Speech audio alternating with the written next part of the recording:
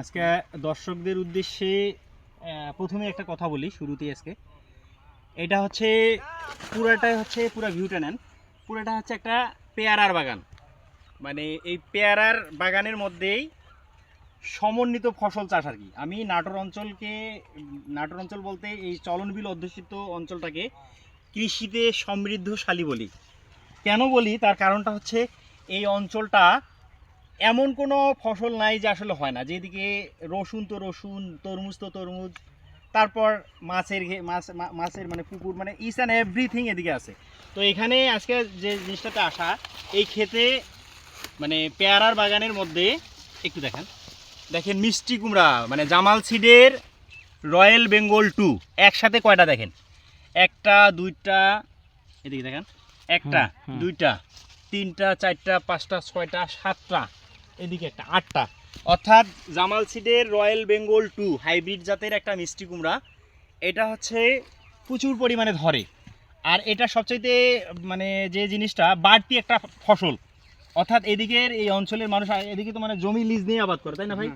জমি লিজ দিয়ে যখন আবাদ করেন আপনারা, তখন দেখা গেল যে এই যে বাড়তি একটা ফসলের আবাদ পেয়ে যাচ্ছেন।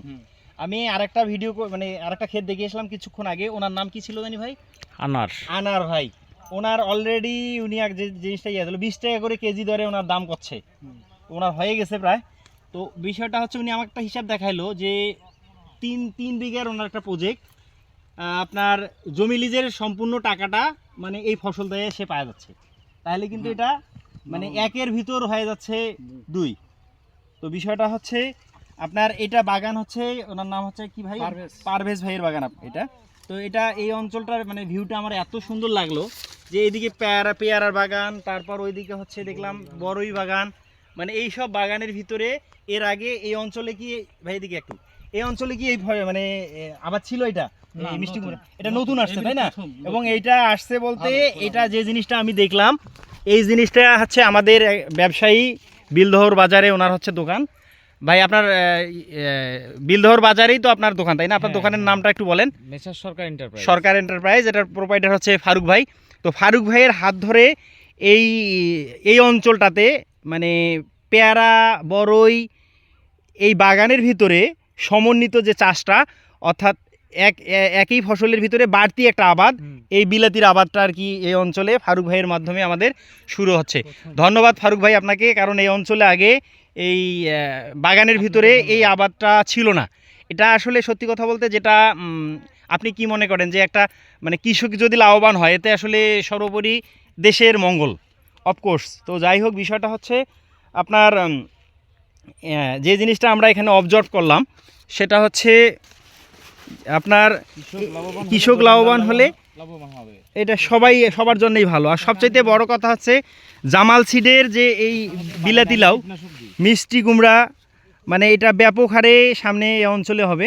তো শুধু এইটা না, আমার এই ভাই, আপনি কি বিক্রি করেন ভাই আপনার দোকানে? আমি বড়ই, পেয়ারা বাগানের সমস্ত কীটনাশক এদেরকে সরবরাহ করে থাকি। মানে কীটনাশক প্লাস বীজ। ভাই কিন্তু আমার ভুট্টাও অনেক বিক্রি করেন, ভুট্টা বীজ। তো সব কিছু ভাইয়ের দোকানে পাওয়া যায়। সবচাইতে ভালো লেগেছে যে এই অঞ্চলটা সত্যিই মানে মানে আমি এই অঞ্চলে দীর্ঘদিন ধরে আছি, প্রায় 9 বছর। তো বিষয়টা হচ্ছে এই আবারটার প্রচলনটা আসলে আমি এদিকে আসতে পারি নাই, কারণ আমার এই মিষ্টি কুমড়া কিংবা রয়্যাল বেঙ্গল 2টা মানে আর তরমুজ, এটা হচ্ছে ইয়াতে আবাদ হয় আপনার ধারাবাড়িসা অঞ্চল, কচুগাড়ি ভিটা। তো এই অঞ্চলে নতুন করে আসলে কৃষকদের উদ্বুদ্ধকরণের জন্যই আমার আজকে এদিকে আসা।